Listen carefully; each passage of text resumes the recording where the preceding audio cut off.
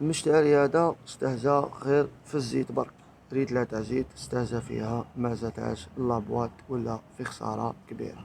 مع العلم هذا سانكيام تاع تويوتا ديكادي هيليكس. شوفوا كيفاش تكسرلو، والسبب الرئيسي هو الزيت، كانت مخصوصة في لابواط.